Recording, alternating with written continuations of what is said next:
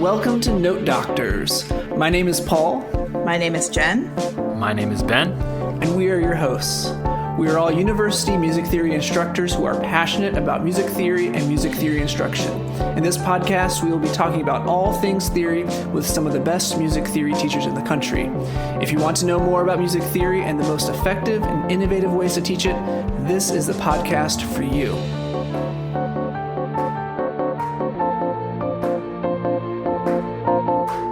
So hello and welcome back to Note Doctors. Thank you so much for listening.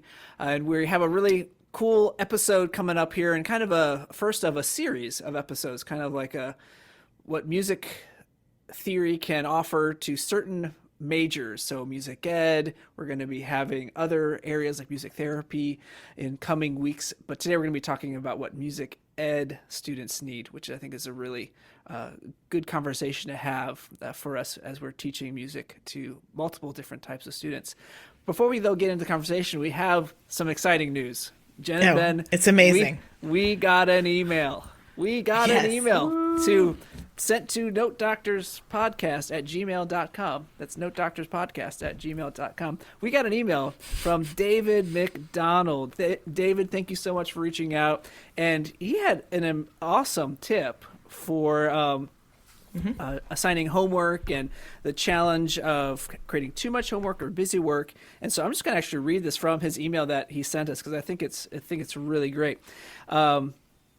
And so he's teaching Theory 1, and he read this great book, Susan Blom's 2020 book, Ungrading: Why Rating Students Undermines Learning and What to Do Instead, and adopted some new homework practices. First, he had 2 kinds of homework: very short, very frequent, very low stakes assignments that students completed online in Musician.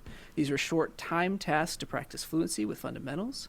The tasks were every weekday, but they were only 2 to 5 minutes timed and repeatable as many times as needed. So students who knew their stuff could knock it out and move on, and the students who needed more practice could got it without penalty. Then he had similar number, only 6 written assignments that were only slightly higher stakes. These usually engaged with slightly more complex creative and analytical tasks, engaged with real music, and more fun. At least he thinks so. That's what he says. These he graded pass-fail with infinite resubmissions. Any errors had to be corrected to get credit. Having a small number of these and having the daily quizzes graded by the robots made the grading load totally manageable. And he thinks the students learned a lot. That is an awesome tip, David, and that's a great idea. And he also gave Ben some tips about using his iPad. Thank you so much, David. I appreciate it. I just got the Apple Pencil as well, so if you know anything about that, feel free to send us another message. Yeah. But thank you so much for sending that, and I appreciate any messages. If you want to get a shout out on Note Doctors on the podcast, send us an email, because right now we get so few that we have time to mention each person who writes us. That's right. But let's get on to our interview here. And so today we're actually talking to one of Jenn's colleagues at Dallas Baptist. So, Jenn, tell us a little bit about our guest. So we're talking today to Dr. Becky Morrison. She is an associate professor of music and chair of music education at DBU, Dallas Baptist University, where we both teach. She taught junior high music for 14 years in the public schools in Missouri, Oklahoma, and Texas. And she also taught at Ouachita Baptist University in Arkansas as professor and chair of music ed department there. She loves teaching music to children, and she loves preparing future music educators. And I can tell you as well that she's a fantastic colleague, and we're thrilled to have her at DBU. We had a great chat today, and I was certainly inspired by it, so stay tuned. But we have to know as teachers that the first thing about a teacher is being patient and making sure they learn, and making sure that from that very beginning they get it. Because if they don't, they won't. They won't get it later on, right? So our job as any kind of teacher, theory, history, music ed, voice, piano, is to make sure in the sequence they understand. And if they don't, be patient until they do. So today our very special guest is Dr. Becky Morrison from Dallas Baptist University, a colleague of Jenn's, and we are so excited to have you on the podcast to talk with you about music education students, what they need in theory and aural skills. And before, though, we get into the conversation, we always like to ask our guests a little bit about how they got into music. And did you ever imagine yourself being on a music theory podcast in your No, in your never. future? Who even knew of podcasts when I first started in college? But no, I didn't ever picture that, but I think it's wonderful. I got started in music as a kid. My parents loved music. They were not musicians, but they were singers, and we played records all the time and sang, little songs as a family, not together, but just in the car, whatever. It was just musical. So I loved music, and I found that I had a knack for singing, and my parents just cultivated that. I mean, not over the top. They never got me voice lessons or anything, but just encouraged me, to sing and to do what I love to do. And so in high school, I thought, well, I can sing, so I better go major in music. Sure, right. And I had no idea. I had taken piano. I played by ear and by note, but didn't have theory. My teacher didn't teach me a lot of theory. It was just read these notes, play this song. And so when I got to college, I was overwhelmed. I started in BME, and my first theory professor told me, he called me in his office and he said, "Becky, you love all of this, gesturing to the sky, this glorious sound, but you don't pay any attention to this," pointing to the little minutia of how this happens. And I understood what he meant, because that's how I felt. I didn't understand it. He was very patient with me, and he helped me. I went to his office for tutoring, and I went to Drury University my first year. It was a very small music school, and he really helped me understand why it was important and why I needed to learn the nuts and bolts of music. So that was my first toe in the water of music. And then I left. I didn't know what I wanted to do, and I worked at a ranch in Colorado. And I came back and decided, yes, I really did want to go to school to be a musician, and then went to Oklahoma Baptist University from there. And then you decided, what point did you realize that music education was the direction that you wanted to go in? So this is an interesting journey. I started BME, and I thought, oh my word, I don't want to teach people. I would like to sing. I would like to sing and be a star. And so I changed my major to vocal performance, and I sang a lot. I did, and it was wonderful. I went to North Texas, University of North Texas, and got a master's in opera. And I sang for symphonies, and I sang opera, and it was wonderful. Then I had our first child in St. Louis. We were living in St. Louis at the time. And then I had our second child, and I still was singing. I was still doing things. My husband is very supportive. Still doing things locally and even overseas some, singing. And then we moved to Oklahoma. And it was, we moved there in 2000, right before 9/11-ish. And there was sort of a depression in Oklahoma, so there was a hiring freeze everywhere. I'd always taught adjunct at universities wherever we lived, and I couldn't get a job teaching, so I taught privately in my home. And then the junior high band director in the town where we lived called me one day and said, "There's a junior high position open." And I was like, "Yay! Well, why? I don't even know why you're telling me that. And he said, I want you to apply. I sang opera. Yeah, please come sing. I don't know. It's so weird. So he said, I want you to apply for it. I said, Roger, I don't even have a BME degree. I didn't finish that. I mean, I went pretty far in it, but I didn't finish with a BME. And he said, well, I think you could do it. And I was like, I don't think so. So he convinced me to go apply for this job, and they called me for an interview, and I just thought, you people are so desperate.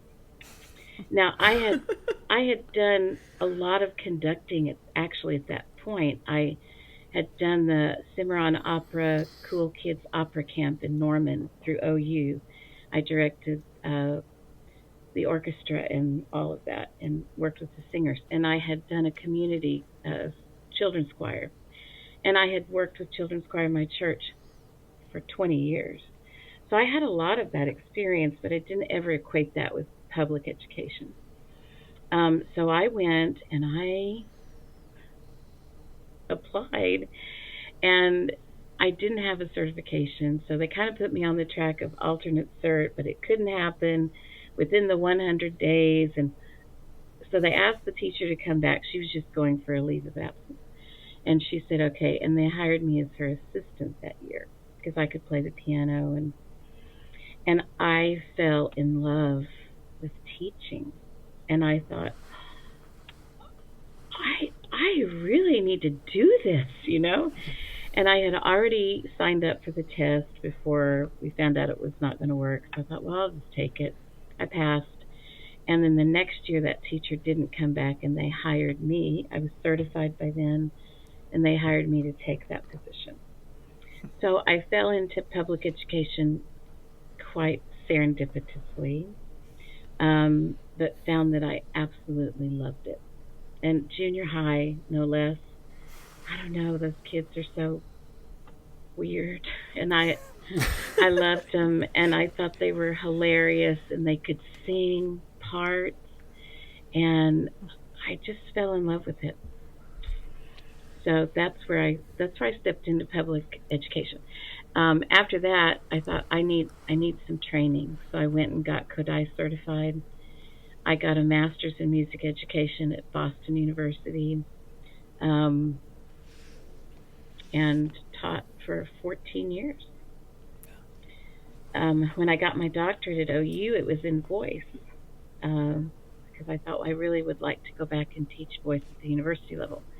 But because I had a master's in music ed and I'd had all that experience, I was sort of a weird hybrid animal, and I could do both voice and music ed and all of that. So that's where I have landed.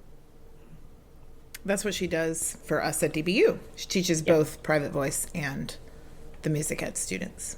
Right. So, perfect fit. That's fantastic. That's awesome.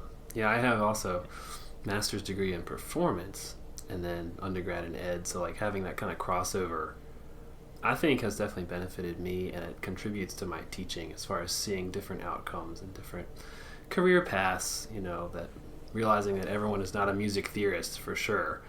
In fact, the vast majority, thank goodness, are not music theorists. Yeah. What a world that would be. Yeah. Oh my gosh. But yeah. Well, thanks again for sharing your story. That's really inspiring, and just to find your passion like that is really cool. With middle schoolers, nonetheless, that's amazing. Yeah, middle schoolers are crazy. Paul's wife is a middle school choir director, and she's amazing. But I have often just marveled, like, I don't know how you do this. This is crazy. These boys are smelly and wild. That's been my impression, at least, in middle school. So tell us about music ed majors. We have them in our classes, and we're trying to support them, make sure they get what they, need from music theory and aural skills. So what kind of students are we seeing in music ed these days? You're seeing students who've had either a really wonderful high school experience or junior high or elementary, depending. Maybe they've had a great experience all the way through, who are kind of like me, who are like, well, I can do this and I do it well. I think I'll go, and I love my teacher. I want to do what they do, and I think I'll go be a music teacher and get my degree.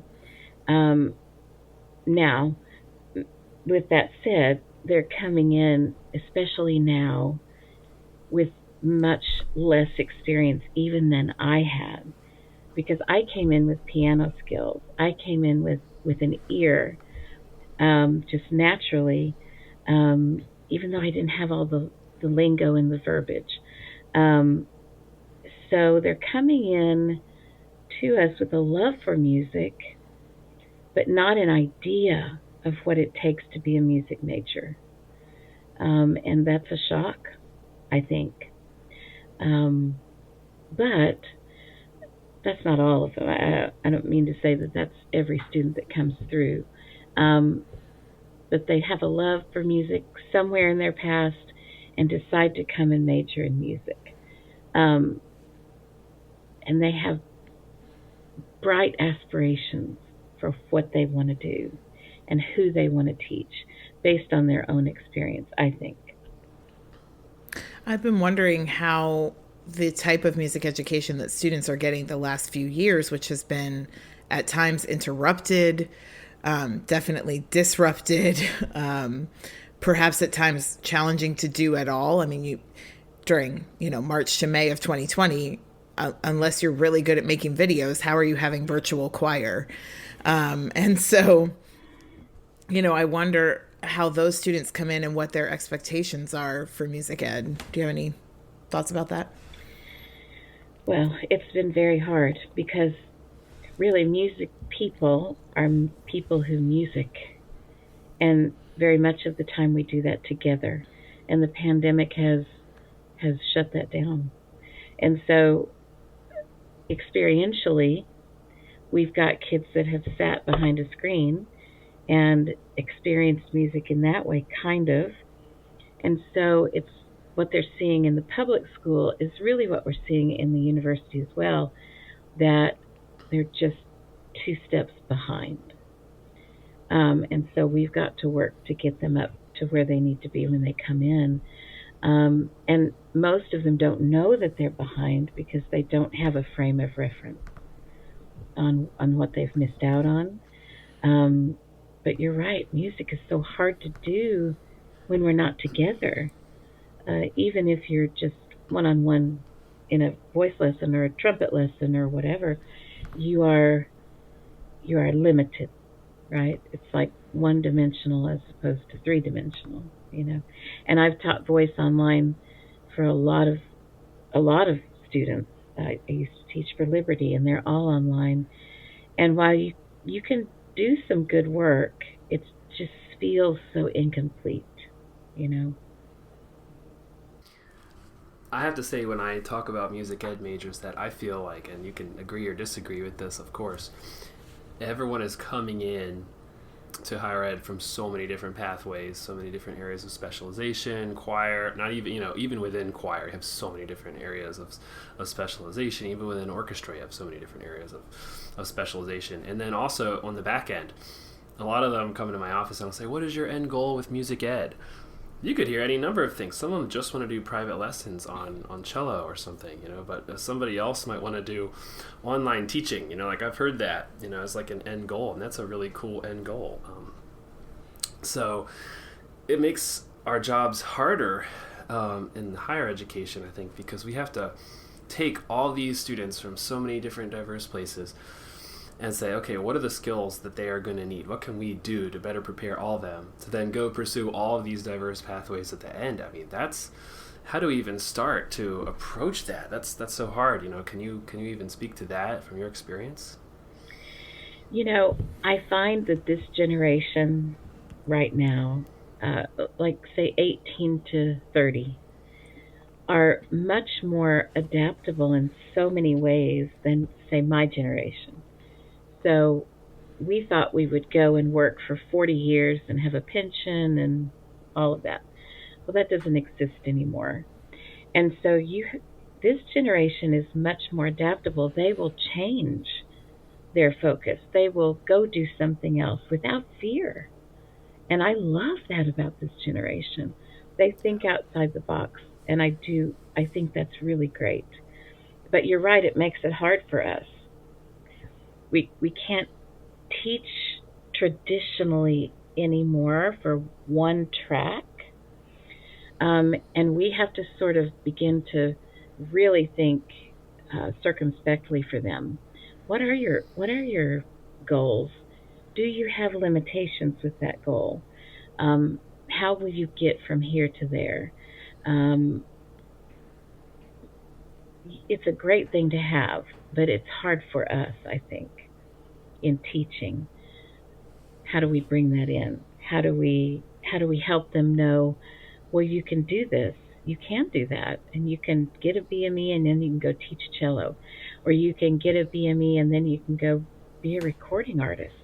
You can get a BME and be anything you want, and you can teach, you can do anything, What do you think about the students who say, well, I'm going to get my bachelor's of music ed as the fallback. I want to, be a recording artist, but I'm just going to get this education degree as a fallback option. Do you think that's a good attitude to have? No, I don't think that's a good attitude to have, because teaching is so much more important than just being your fallback. You know what I'm saying? Teaching has become very important in the life of a student, right? We often say that educators are parents, they're counselors, they're moms, dads, whatever. You're not just a straight, I'm going to teach my content and then I'm going to go home. That never happens, ever. It doesn't even happen for us, right, at the collegiate level. No. So we're teaching not just how to teach content. We're teaching how, to care about students, to notice their needs, to teach students with special needs. How do we compensate for that in the music classroom? All of those things come into play. So if you think you're going to just teach as a fallback, you'll never teach at all, because it will scare you half to death. Because that's not your calling. It's not your thing. You know what I mean? Now, let me say this though. Any Bachelor of Music Education is like the Cadillac degree. It's the jumping off point for many, many things. Whether you ever teach in the public school or not, you may teach elsewhere. You may go right into teaching collegiate music. The methodology and all of the theories and all of the things that you study in music ed, Edwin Gordon, I mean, who can't benefit from his research? David Elliott, Bennett Reamer, I mean, all these people who've done this great research on music and on how we feel it and how we know it and how we experience it. It can inform you for every part of music, performing, teaching, recording, all of the things. So it's a jumping off point for everybody, anybody. I wish everybody was a BME. I wish I had done it, I did it the hard way. I had to get my stuff and pay for it another way. But if you think, oh well, if I don't make it in recording, then I'll go teach. That's a hard one, because they're not really ready for that, in my opinion, in my humble opinion. Well, I guess the question maybe some of our listeners might be wondering is, as a theory instructor, how can we kind of tailor our lessons and our objectives better towards music ed students? What are those things that you see are most applicable, or maybe even least applicable? Like, what are the things that we're doing that's just like, nope, take that out, for music ed students? I've thought a lot about that, and I don't think there's anything wrong with what you're teaching at all. I think on the part of the student, they need to grasp, and maybe this is where your teaching or mentoring comes in, why theory is so important. Why are aural skills so important? I had a student come in one day. She's coming from theory. They were studying counterpoint. And she put her books down on the desk and she said, why do I have to learn counterpoint? And she's coming into secondary choral methods. And I said,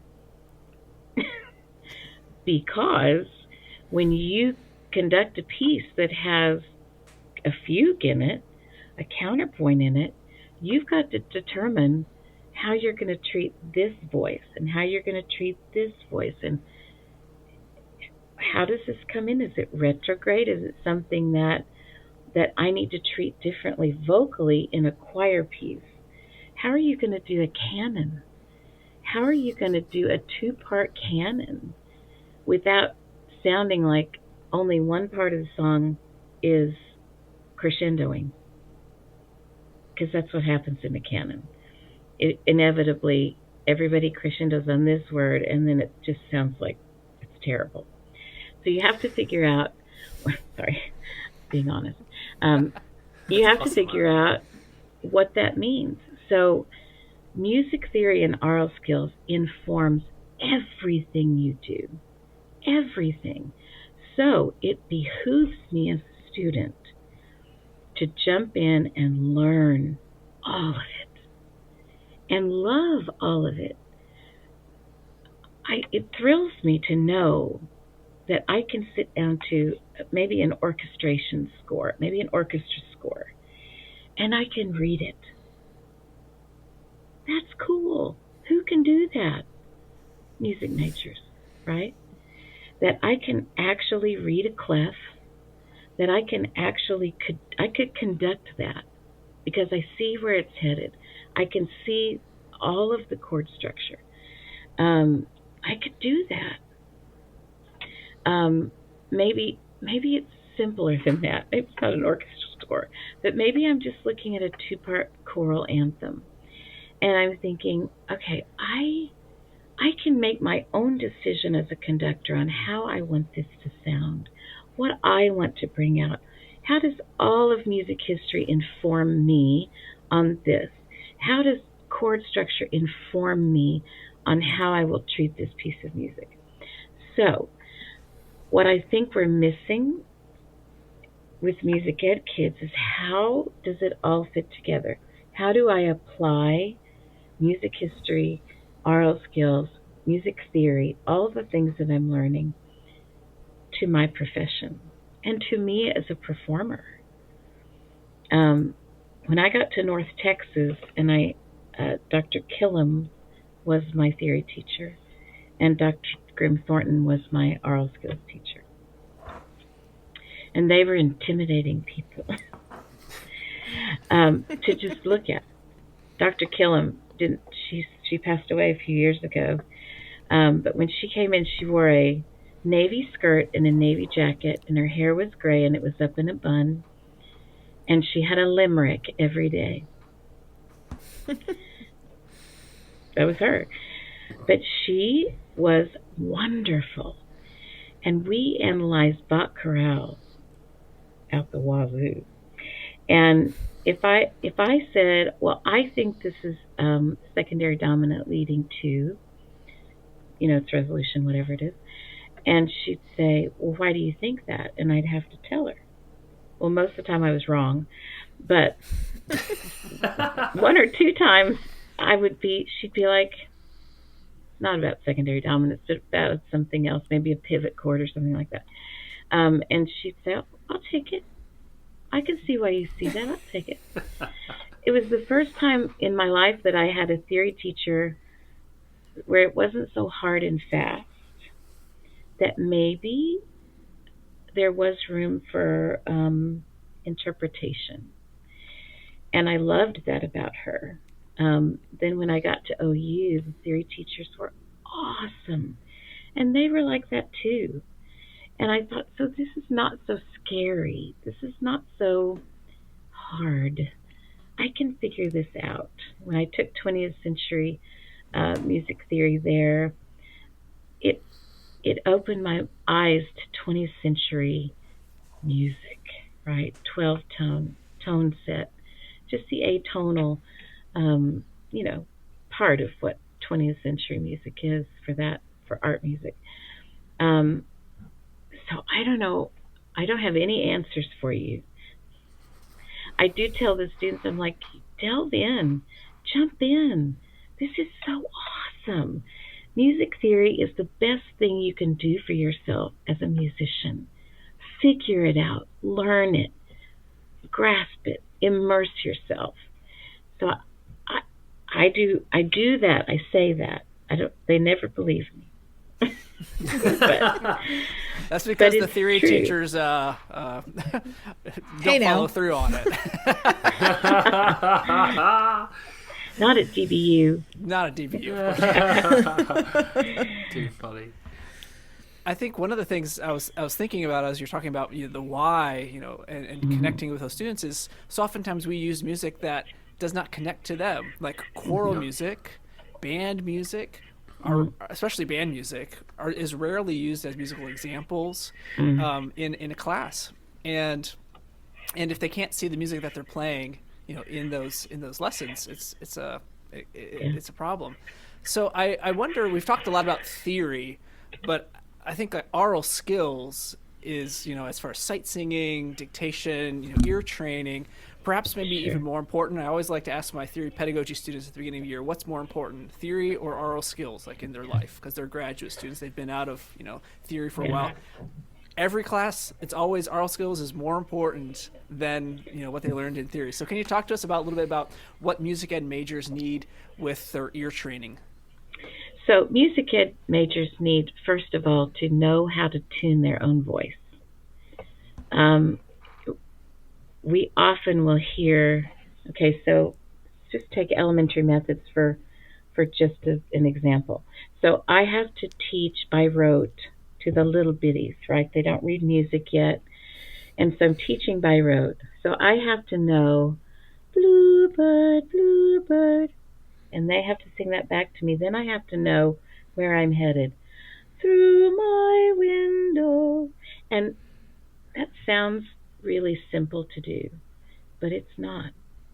And I'll find that students have trouble audiating their next pitch when they're teaching by rote. So they have to learn what tuning is for their own voice. Choral teachers, this is our instrument. We don't have another one. I mean, we use the piano for sure, but even then, we have to tune to that piano. So a fine-tuned ear is very important for a music educator. Certainly knowing solfege. I mean, it is musical language. And knowing it backwards and forwards. Being able to do do, re, major, second, do, mi, major. All the things within that solfege ladder is very important for them to understand. Because then you can apply that to the modes. You can apply that to everything. Those steps and skips and tuning and all of that. So aural skills is primo, because that's what we continue to use. And music theory, we use that too. It's not like we don't use that, but it's on the lower end of what we do. We certainly don't ever do tone set, not in choral music. You don't start with 014 to the little itty bitties? Oh, that'd be nice. But so music theory is certainly the common practice theory is what we do. Major, minor keys, the modes, non-tone, non-chord tones that you have to assign a solfege syllable to, those kinds of things. So those are really important. But I would say the personal musicianship of what you learn in aural skills is what needs to be honed and what you use the rest of your career, for sure. I have often thought that the thing that we don't do enough of in aural skills, and I'd like to correct this. Of course, there's only so many hours in a day, but we don't do enough error detection. And I know that our music ed students desperately need error detection as a firm skill. And a lot of the error detection that we do right now, it's just sort of the way our book is constructed. It's actually reverse error detection where I'm playing it correctly and what they're looking at is wrong. But I need to make a whole slew of examples where they're seeing the score and, you know, maybe the trombone is playing a wrong note, or the altos never sing wrong notes. The soprano is singing a wrong note. Wow. Uh-oh. Just kidding. You know, things like that. That's one of the things, that's one of the skills that I feel like we should be doing a lot more of in aural skills. That would be even more useful than something like dictation, which is still an incredibly useful skill, trains your ear, but even more useful than that as a directly applicable job skill for really not just music educators, but any musician to have.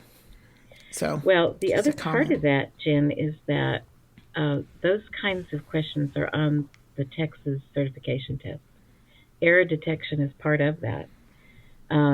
And when you can think of course, as a choral music educator, you're listening to voices. Typically, you don't have instruments until, right before your performance. And then you deal with the instrumentalists sort of on their own if they're not playing right pitches. But error detection is huge. Can I hear when my altos are under pitch? Or if my basses are under pitch, then my whole structure is wrong. I need to be able to hear that. I need to know what voice is doing what. So you're right, error detection is huge in the choral music classroom, and in the band. I mean, it's everywhere.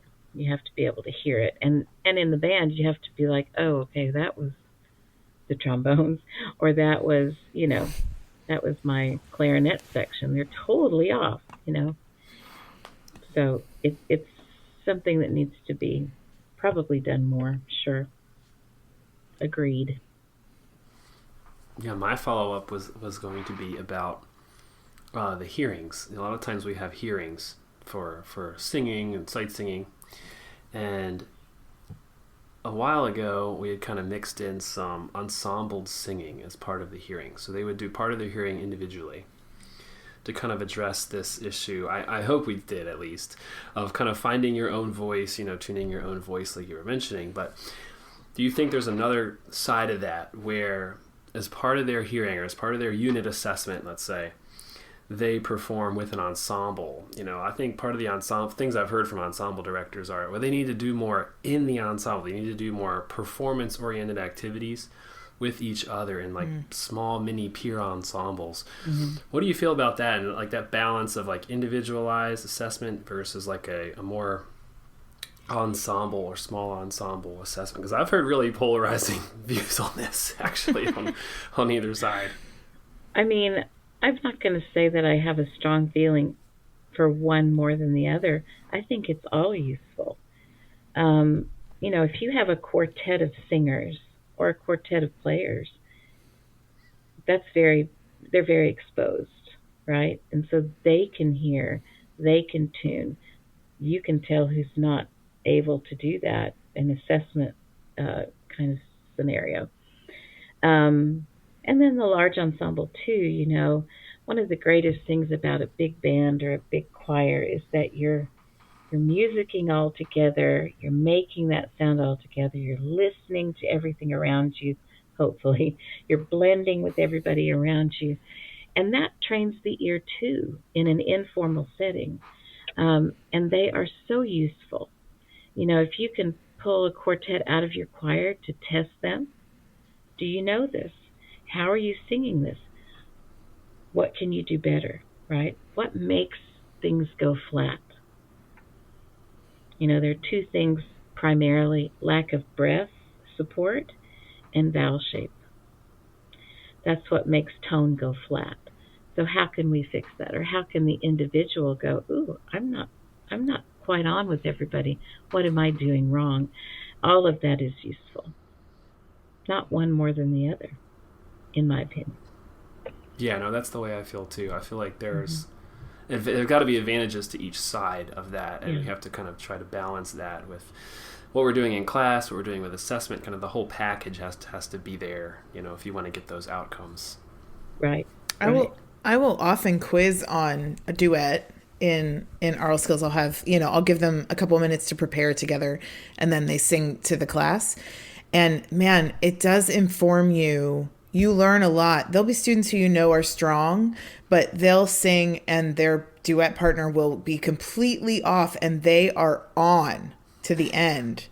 Or there'll be a student who you're like, that student's really strong. They've got this. And then they make one wrong note and they can't get back on to where they need to be. So it really does tell you a lot about where your students are in terms of kind of confidence. It also helps a lot with tuning.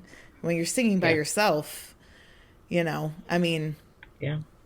good aural skills teacher can hear if a student's out of tune when they're singing by themselves, but it helps them to tune better if they have to sing against someone else. It can point out like, oh man, I'm really not singing that in tune.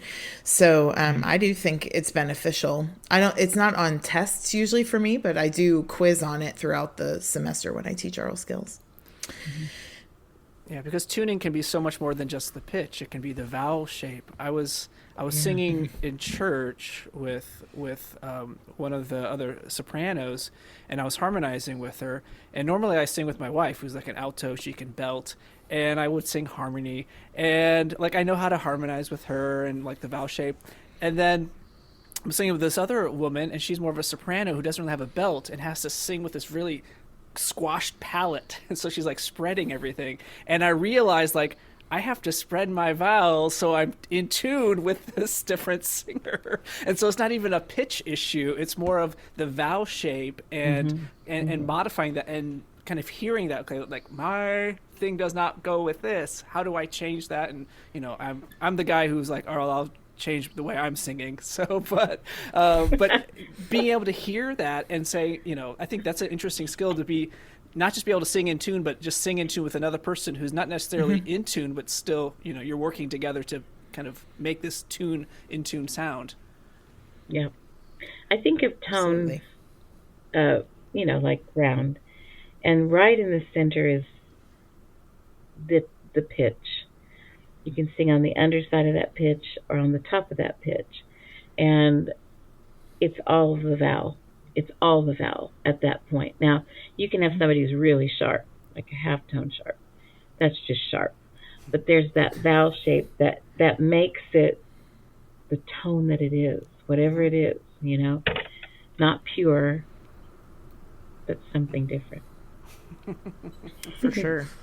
And then now you have Jacob Collier. I'm just kidding. Well, I know that guy. Oh, man. Yeah, he had me singing like microtonal voice leading for, about 2 days. Every time I'd come back in my office and shut the door, I'd be like, okay, I'm going to try to turn a major third into like 11 pieces. So, 1, 2, 3, 4, eventually 1, 2, 3, 4, 5, 6, that thing. Right. He's doing like the numbers. Yes. Oh my word. And so eventually I was like, I got to grade something. I can't keep spending all my time on this. Anyway, you mentioned the certification exam.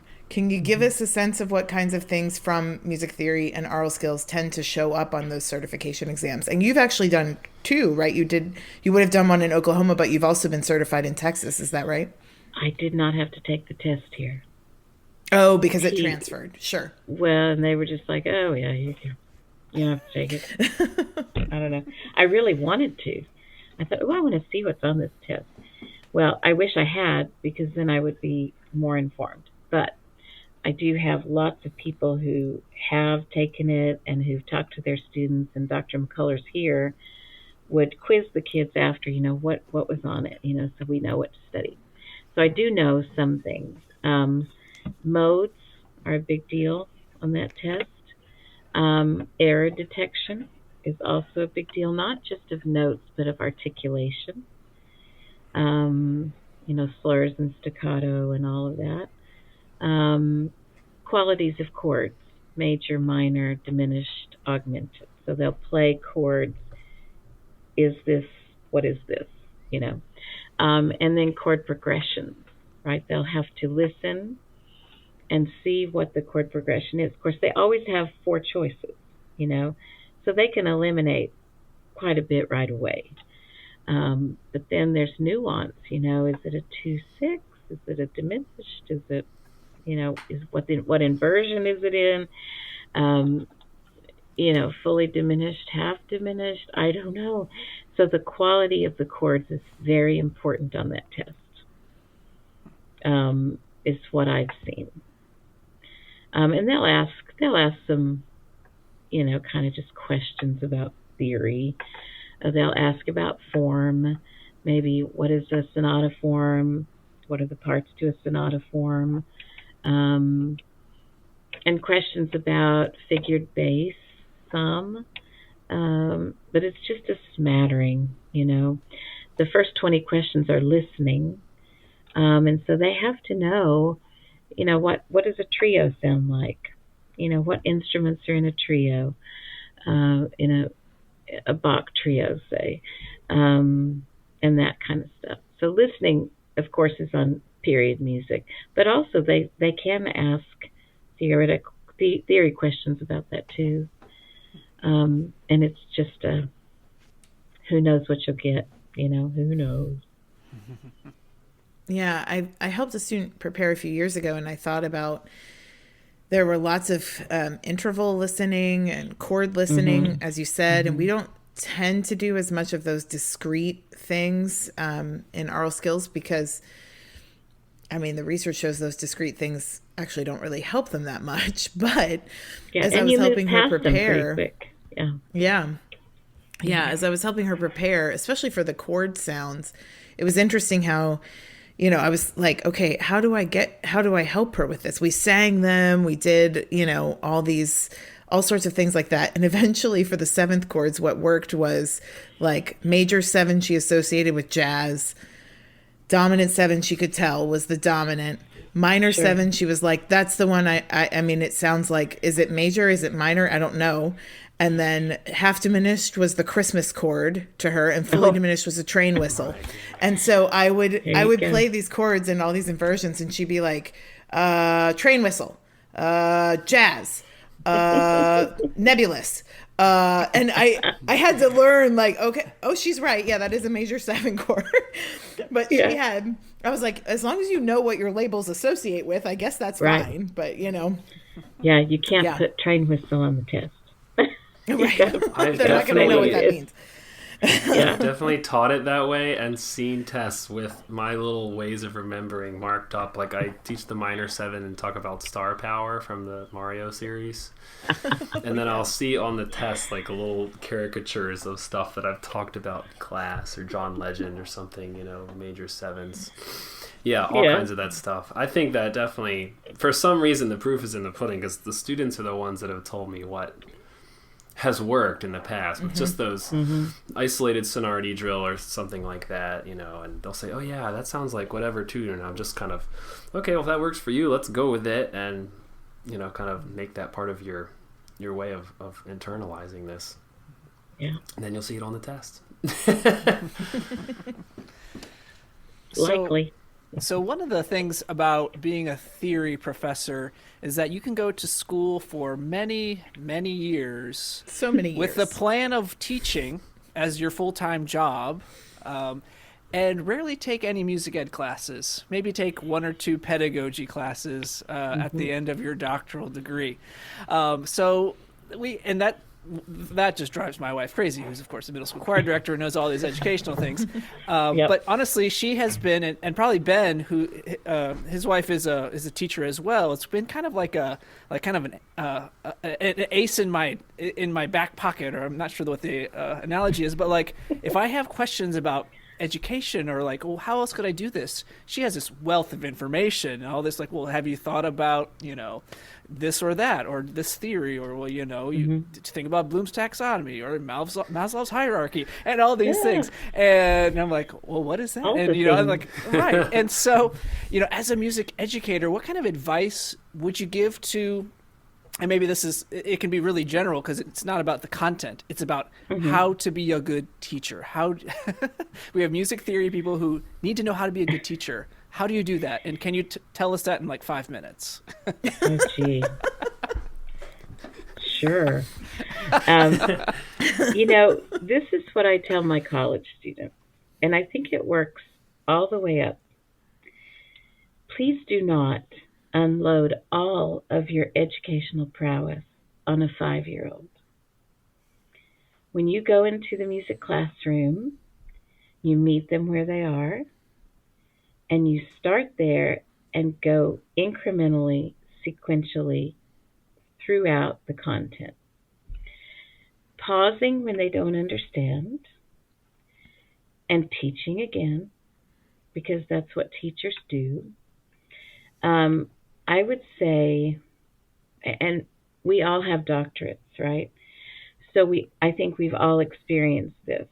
We have this beautiful season of higher level thinking with our colleagues, with our professors, and it's like heaven for us to sit and talk about the things we love to talk about on the highest level possible. And then we get into our first college teaching experience, and we think we're all that in a bag of chips. And we get in there, and we find that we cannot teach at all. We don't know anything. And maybe we have an imposter syndrome or something like that. And for the first 3 years, we don't know anything. We do know, but taking us out of that realm and pulling us down back into the undergraduate level or elementary level or whatever. It's beginning to understand again how we learned and how we got where we are. So it starts little, and it starts with us teaching, really teaching, right? This is a major third. It has a sound to it. It has a quality to it. It has a function to it. It can be, talked about in many different ways. How's the best way for my student to understand? What's a major third? And so we think, oh, that's basic. That's so basic. I'm so bored. Let's move on, But we have to know as teachers that the first thing about a teacher is being patient and making sure they learn and making sure that from that very beginning they get it. Because if they don't, they won't. They won't get it later on, right? So our job as any kind of teacher, theory, history, music ed, voice, piano, is to make sure in the sequence they understand. And if they don't, be patient until they do. That's hard. That's my best advice. Words of wisdom right there, no doubt. Yeah, for sure. It's such a hard thing when you're teaching like fundamentals or theory 1, because I learned to read music as like a 3 or 4-year-old.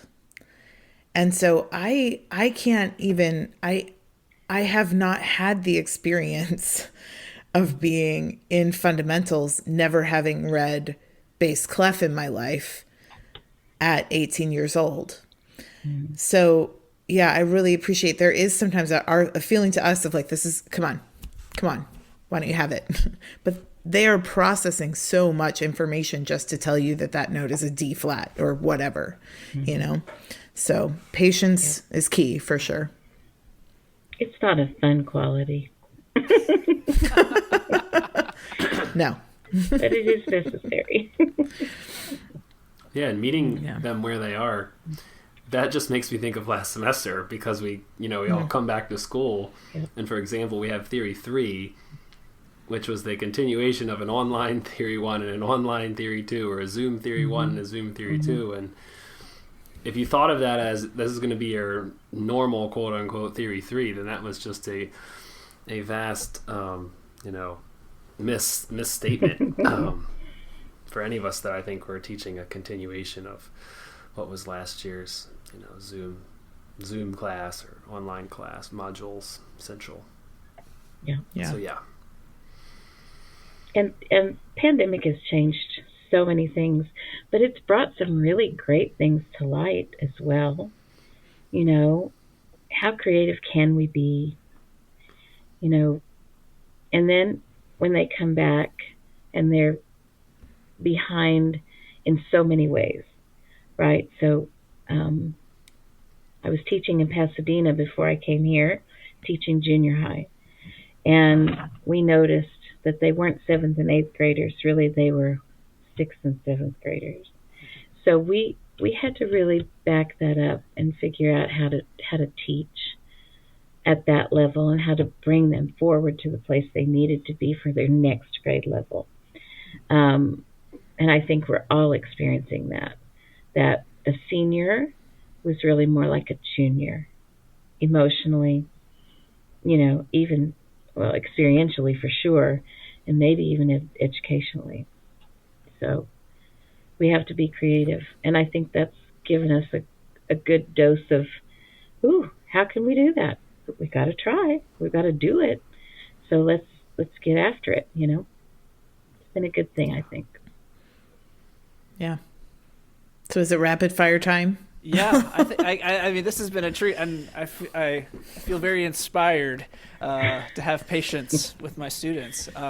But no, I think it's seeing like the humanity of these folks, and rather than we're going to do these things on the syllabus because that's what you're supposed to do, and that's why. But like meeting them where they're at, like seeing them as humans, seeing them as musicians that have goals, and getting them to where they can be successful. That's at the heart of what we're trying to do.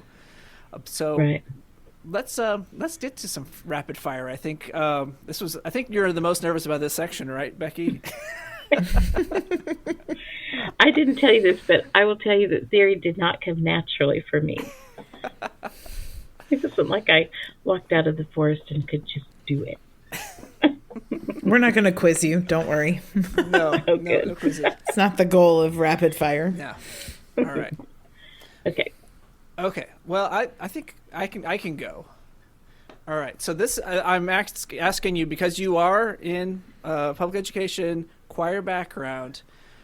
Your thoughts on minor law versus minor do. So. I'm a Kodai person, so movable do, law-based minor. But okay.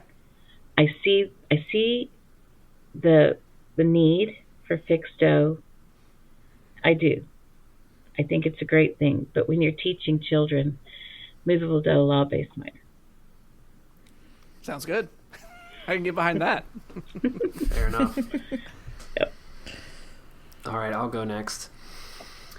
I come from the band world personally, and I always want to try to integrate new excerpts into class.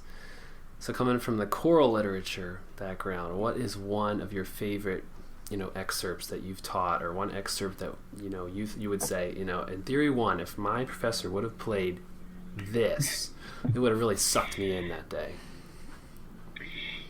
I think, don't kill me, I think anything Bach that you play is helpful. Seriously. Sheep May Safely Graze is one of my favorites. One of the things that Bach teaches us is the fitting together of things. Now, I know the response in the classical period, I get that. But there's such useful things in Bach, vocal music, that parallel all of his instrumental music as well, the writing. And so you could make that correlation, right? anything Bach. All right, so here's mine. Okay. From your undergraduate days, when you were in music theory and aural skills, what was the thing that you hated the most that you learned in those classes?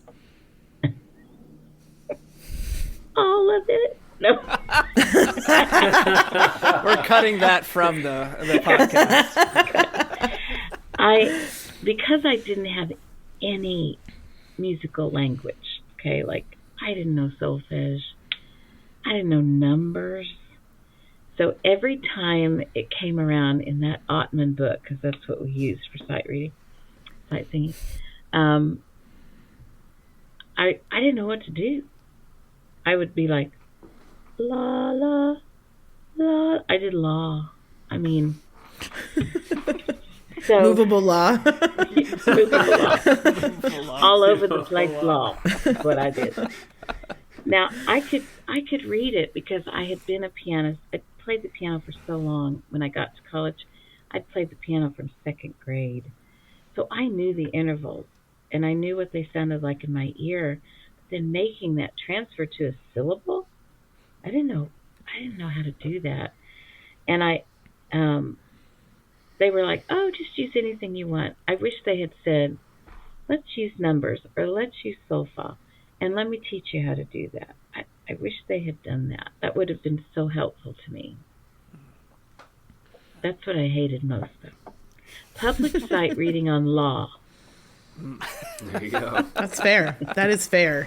Mine would have been harmonic dictation, but it was mostly because my teacher was just like, here's a chord. Can't you tell that that's 4? Here's another one. Can't you tell that that's 1? Sometimes it felt like, I don't know. Maybe I can, maybe I can't. Is there a secret? So, eventually, now we use a guide tone system. If I had had that, I would have been golden. I wouldn't have hated harmonic dictation at all. But with the can't you tell method, it was pretty terrible. That is terrible. So, yeah, it was not fun. Not fun. So as we're wrapping up, maybe let our listeners know, maybe where people can find you, email address, and kind of maybe what. Obviously, you just started at DBU, so you have all sorts of things on your front burner and multiple burners probably going on. But things that you're kind of interested in doing with your own research and your own teaching. I can be reached at beckym@dbu.edu. My first area of research that I would like to do is multicultural. So, we have Kodai based on American folk song, and that's what we've done for years and years and years, and that works pretty well. But not everybody comes from America. And I think it would be really neat to understand the cultures that are around where I live, right, in Dallas, Fort Worth, and see how we might incorporate that, bring that in. I'm researching right now how to start a children's choir close to us. But the demographics do not look like DBU. Mm-hmm. So, which intrigues me all the more, to be honest. How can we bring music to the people around us? How can we not just be high on the hill where people go like, oh yeah, there's that Whitechapel, right? But what does that mean to me? How can we touch those kids and give them a great, great, fun musical experience that they may not get otherwise? That's really right now, what I'd love to do. And reaching those cultures that are in our schools, Hispanic and Asian and Indian and anything else, African American, all those things that do not fit in the sequence of rhythm for Kodai and how it's taught, because those cultures do not begin with ta and titi. No, they begin with other that things. That is true. How can we, rather than squish them into something we've made. How can we help them from their culture? So that's our show. Thank you so much for listening to Note Doctors, the Music Theory and Pedagogy podcast. We will be back with more interviews with professors and teachers who will be dropping all sorts of theory knowledge for your education, edification, and enjoyment. So until then, bye-bye.